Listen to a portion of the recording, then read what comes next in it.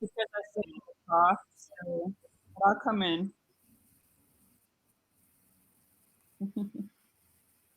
Good morning, everyone.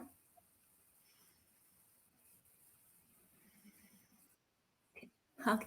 Good morning, everyone. This is Dr. Jay Zhang from SUNY Broadport. I'm a full professor of special education. And today, together joining me are my colleagues, Anne Perlman, our senior instructional designer, and Jennifer Kegler, our librarian. And today we're going to present to you enhancing student engagement in virtual learning through educational technologies and the faculty instructional designer librarian collaboration. So Anne and Jennifer, I cannot see you. What I can see is only my screen. If you would like to join me to introduce yourself, please go ahead. Sure. Wait a minute.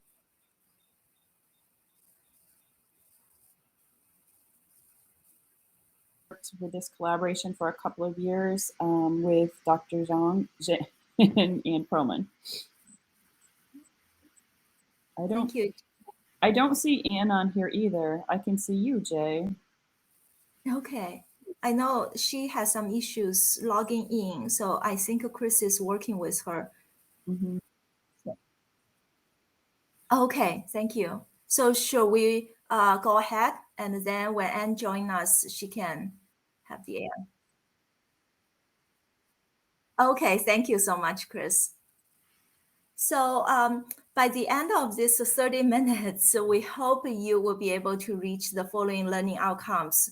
We will share the faculty instructional designer librarian collaboration journey to prepare and offer the international virtual exchanges. And we will discuss some pedagogical and technological issues we encountered in the process. And also we will reflect on our ongoing process of collaboration and problem solving prior to and during the pandemic. Jennifer? I'm sorry. No, it's okay. So one reason that we chose COIL was to help students engage in high impact practices. So they would be able to develop common intellectual experiences, work on collaborative assignments and projects, build international learning communities, and discover diversity through global learning and gaining intercultural experiential learning. Thank you, Jennifer. And I think if Anne is here, Anne, would you please go ahead? Okay, so I will present on her behalf. So Anne was our journalism professor who retired 1.5 years ago. We missed her dearly, and she initiated this COIL project, and she served as our COIL coordinator, and she was the I'm here now. Hi. Okay, great. I wasn't in as a presenter. I've been here. So sorry. So sorry. It's okay. I would don't. Anyways, thank you for everyone. I'm glad to join. So I can pick up here. Is that okay? Yes. Go ahead, Yes. please. So I want to step back a second and set the stage for our background a little bit and where we were with this collaboration. So on campus, you probably all may have heard this before, but in Brockport, we've been involved in COIL since 2011. And I myself and Jay and others have had courses with different countries, different faculty members. And I'm teaching journalism and advertising consumer culture. And one of my partners, who numerous times a partner, was from the University of Amsterdam, teaching presentation skills in the business area. And we went through numerous iterations. And what the class is all about is we're teaching the students about culture. In my class, I'm teaching them about culture and consumerism. And so we wanted to go beyond just looking at local or global, or I should say United States. And we decided this would be a good course to involve looking at consumers from across the world. So that's how the partnership began with my partner in Amsterdam. The students, what they do in the class is that they they learn about each other. They learn about the other culture and about consumers and advertising. And in the end, they're supposed to make work together to make an advertisement that would work, that would be set for both cultures. Or if they really see a difference, make two advertisements, one that would be for our United States and one for another culture or another country. So that's the premise of what the course was about. So most COIL courses start with having an icebreaker and some activity, so students get to learn to see what you know about each other. It's a get to know you piece. And what we were finding is, you can change the slide. We had students look at that iceberg model, which has been used in all different types of pedagogy. But the idea is, what you see about someone is above the surface, and what you don't know, like 90% of what you don't know about a country, a culture, or someone else is below the surface. So how do you get to know that? And what we found was, and maybe it's because we taught so many times too, you start to see that they're only touching the top. Very little will they have an opportunity to learn about each other in a short time, and in ways which they can find out about another culture. So we generally get, with the little icebreaker activity, I'd have students work we used Google so that they could share materials. That we had a Google presenter, and we'd have them to introduce themselves. As you can see here, they'd introduce themselves, and then they would talk a little bit about what they thought the other person, about the other culture. And what we were finding, it was very typical. I think the students in Amsterdam may have known more about the United States in the sense, because my class, they really didn't seem to know much about the Dutch and the Dutch. But the thing is, they did think about was that we were from New York, meaning New York City. So we found out students were just looking at, they were from a big city, they eat hamburgers and hot dogs, fast foods, no exercise, things like that. So we started finding that there was very, very surface level. And after having this go on so long, I started to realize that we needed to do something a little different. So I tried to do some research. I'm thinking, over one of the summers, I was thinking, how can I have students do some research about the other country? What can we do? And I started using the library, and I realized that there really wasn't anything there easy, or it wasn't simple, or a database for us to look at about countries and cultures. So that's when I went to Jennifer, who we've been a long-term colleague, and we talked about what can we do. And I shared with her the issue as I was facing. And so we talked about there was no specific place. We met together over the summer and did a lot of work back and forth about what to do, when Jennifer came up with a new guide, and she'll talk about that. And then she chose resources that students could use. And the thing about this was that this was really Brockport specific, meaning that the students in the other countries really didn't have access to it. So I'm going to let Jennifer talk a little bit about the next piece. That was fast, I know.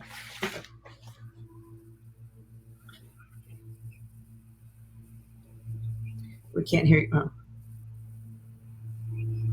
Sorry, I am recovering from COVID, so I have a cough. So we have LibGuides that subject or each major on campus, and I was kind of shocked to see that we didn't have one for culture and country information. So we came up with an idea for that, and then we also co-wrote the research assignment and created a rubric for it, which we used the AACU guidelines, some information literacy, and communication outcomes in order to assess it. And then we co-taught the lesson, and we looked at the papers that the students wrote after, at the end of the semester. I think advances like that. So this is what the guide looks like, and this will be included in our resources. But it was a country and culture information. We had background information sources they could use. And we found that they were very good at citing whatever popped up first, like blogs, or we had one student cite a blog we knew had incorrect information, and we had even told them that. So there was a lot of trying to teach how to evaluate information. And we did have them use the library databases, although we are working on finding more open educational resources that will be available not only to our students, but to any of the students that are in the other countries in the COIL class. And I also included how to cite their sources, which is something that was important, especially for Anne's class. Go ahead. Okay. So we developed an assignment, a hidden assignment, and we did the iceberg, like I said. And I think we're obviously going through changes every time we do this. But Jennifer and I looked at the assignment together, and we had the students watch a video which describing what the iceberg was all about. You know, what you know about someone and what you don't, how much you don't know. And then we really looked at, you know, what could the assignment be. The first one, which we realized was relatively difficult, was for them to have an essay. The word kind of scared them to do that, but I really wanted them to be able to really look at research-based information. So this is why that was so important. And then, as you can see, we did take the rubrics, and we looked at a series of the rubrics, of the value rubrics. We looked at the global, and we looked at the teamwork one, communication, and the written one. And for this one, we chose most from the written. We adapted from there so that we could really do that backwards design of developing the class. We looked at, you know, what do they need to know, how are we going to assess it, and then what's the assignment. And so they worked on this, and the first time around, we realized we needed a 2 weeks at least, because we co-taught this. I'm going to see if I'm getting ahead here. We needed at least a couple of weeks for Jennifer to really come in and work with them in the class. We saw that was necessary because they just didn't seem to understand the research part of it. And I think it was a big benefit. So this is where the collaboration started to be very key, where we wrote it together, and then we really had worked together with the students. And it was valuable for both of us to see this unfold. So the next one. Now, this last class, I was trying to think what I think my students weren't seeing was how we were scaffolding the assignments. So they started with one, you know, with this iceberg model, doing research, and then taking that information when they developed their commercials or their advertisements. So that should have been feeding in all along. And that's possibly the way I was showing them, but I realized that maybe there was something missing, that something else they could do. So the last semester I had them take the information that they learned about the other culture in their teams. They had their own teams at Rockport, and then teams in Amsterdam. In their teams, find out what students their own culture looks for in advertising and things like that. So I had them develop a Google survey, and send it out to both students over in Amsterdam and our own, using that information that they should have found in research. So I think it brought them a little closer to seeing why they were getting the information to get them to the next assignment. So we're always changing and learning and doing something else. So this time, adding that made a difference. So here, Jennifer, we're going to talk about how we co-taught, because you might want to talk about when you came to the class. So I came to the classroom, we did a review of the cultural iceberg video, and then I did a brief overview of that research guide and had them start their research, doing some of the basic background information. They also had to decide on their topic, and sometimes that takes some time to whittle down to what they really want to do. Day 2, we came back, and I basically circulated through the class, helped them find resources, talked about their specific topics, kept working on keywords, because that's something that a lot of our students struggle with. And then I also was available in our LMS, which was Blackboard at the time, and I met in the library one-on-one with students. This was pre-COVID. So that is, you can go on to the next slide. And I think this is really similar. This is the same, saying the same thing here, except that after Jennifer did part of this, we had a standing committee, which was Jennifer joined. So having her be a part of the whole committee to work with the other faculty doing the similar project made a big difference. So I was brought in with the conversation from the committee, and Jennifer are also the members of the COIL standing committee, and both of them were sharing their experiences. And at that time, I just started my COIL course with Anne's support. So I said, wow, that's a great collaboration opportunity. And I would also love my students, teacher candidates, to have the experience, because the research-based information is critical for teacher candidates, so they can be prepared. So here I joined them, and I've also followed very similar pattern. I introduced the cultural iceberg and asked the students to do some icebreaker activities.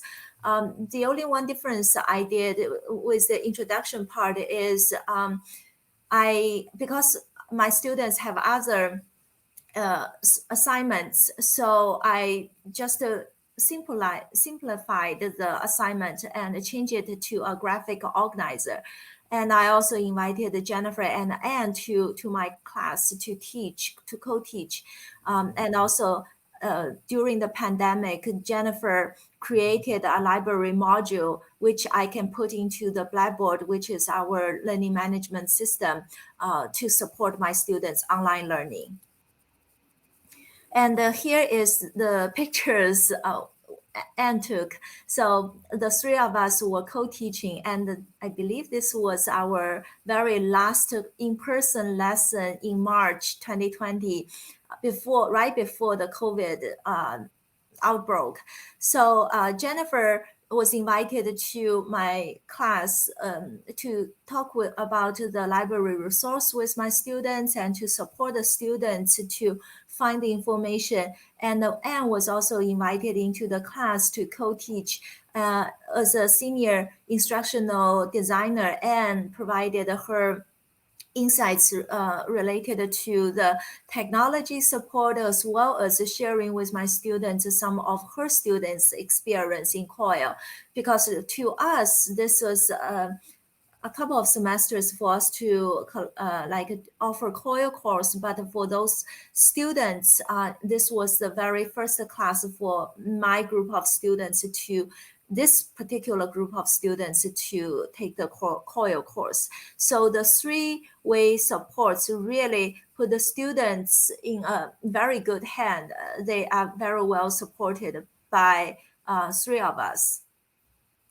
And here is the online module Jennifer created, and which was also available via the Blackboard as well as the YouTube, so the students can enter and get the access either way.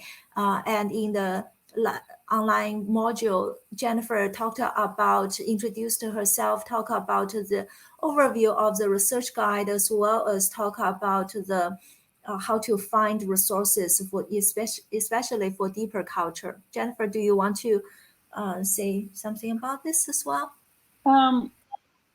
I basically did what Jay said. I think we may skip playing the video because we may run out of time, but we were doing this for several classes because fall of 2020 was a lot of virtual learning. But I thought this was helpful to get it out to the students. They could watch it where and whenever they needed it. Yeah, I echo Jennifer's comments. And after the pandemic outbreak, my course moved completely online, and it has been still offering online because of the students' demands. So this module has always been embedded, and Jennifer always is very gracious to provide additional support if the students need. So I talked about I used the graphic organizer, for example, the concept wheel, instead of an essay, for my students to demonstrate their understandings of different cultures.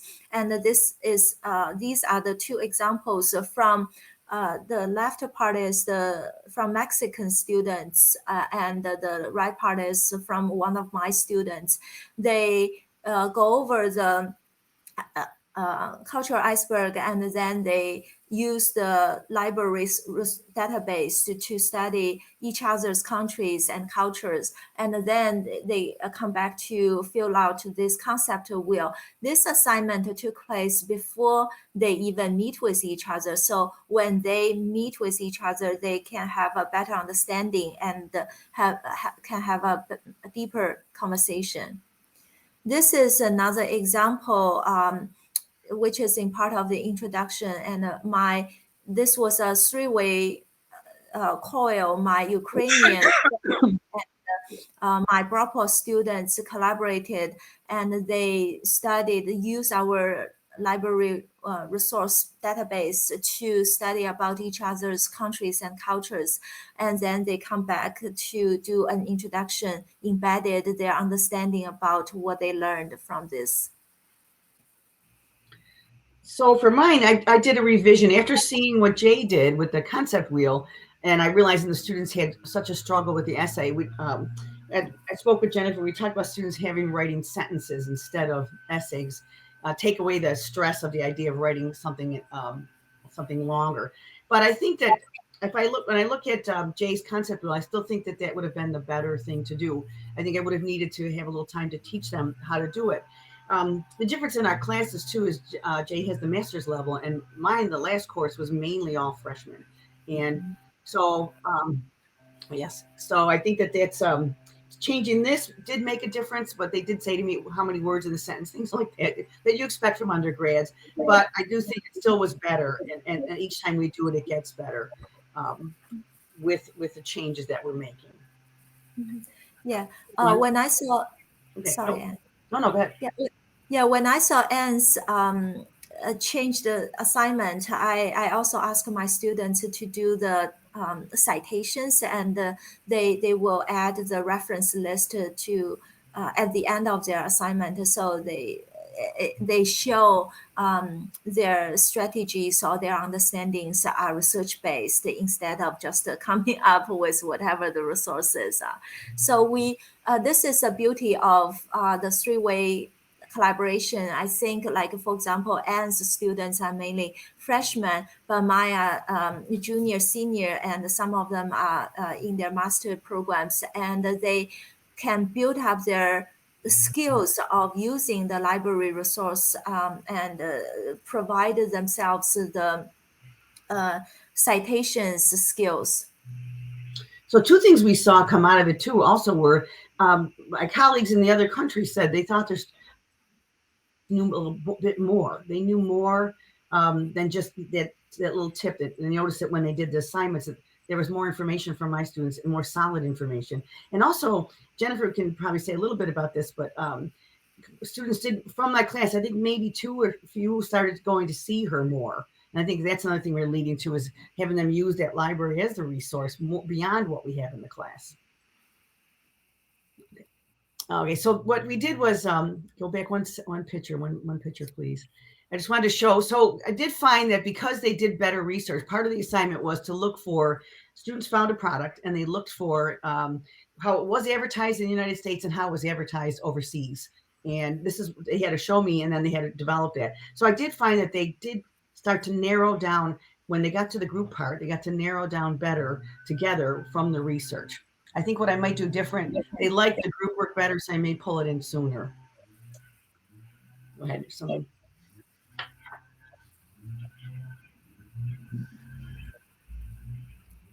So Jennifer, we can't hear you. Oh, sorry. Okay.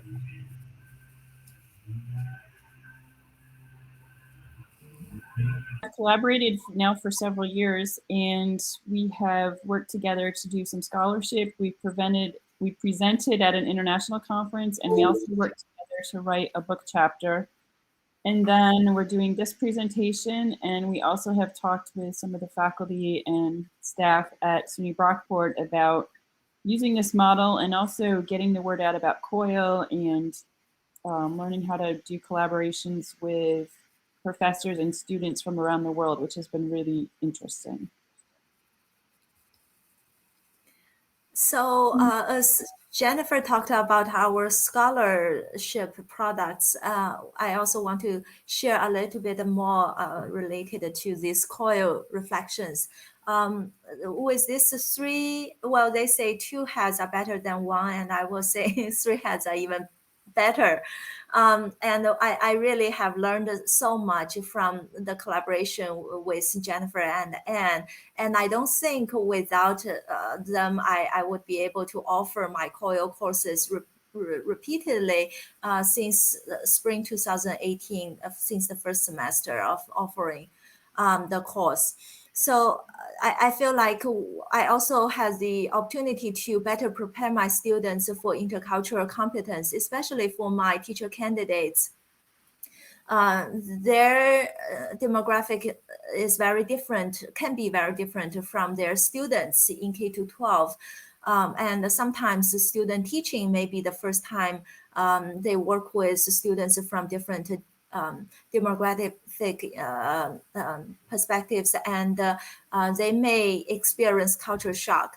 But with COIL being offered embedded in the previous courses prior to their student teaching, they feel more prepared. And also it equipped the students with research-based information, as both Anne and Jennifer and I shared. We have our assignments embedded, asking them to use the library resources. And also it allows us as instructors or faculty members to assess the students' learning outcomes based on evidence. And as Anne said, it's an ongoing process. We are always revising and thinking about how to revise to provide our students a better experience based on the database of the students' performance. Thank you, Chris. Yeah. So that's the end of our presentation, and we have 1 minute about question and Q&As.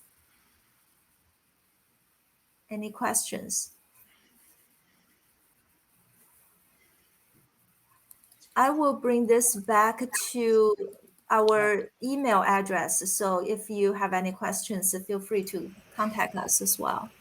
There aren't any questions in the discussion forum yet, but if anybody has any questions, please throw them in the discussion forum and we'll be happy to read them off to the presenters. Lori G says COIL is a terrific program, and Kathleen G says thank you so much. Does anybody have any questions? Well organized talk, and thank you for the great presentation. Thank you, Chris, for organizing and for all your support with the tech issues.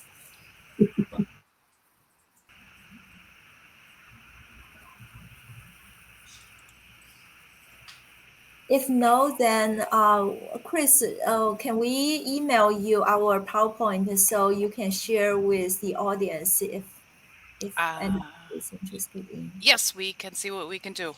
Okay, thank you. Thank you, everyone. Does anyone have any questions before we end the presentation? I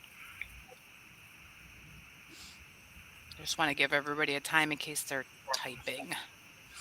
Yeah. Everybody is saying thank you, nice presentation. Thank you for taking the time to join us. It's quite a pleasure.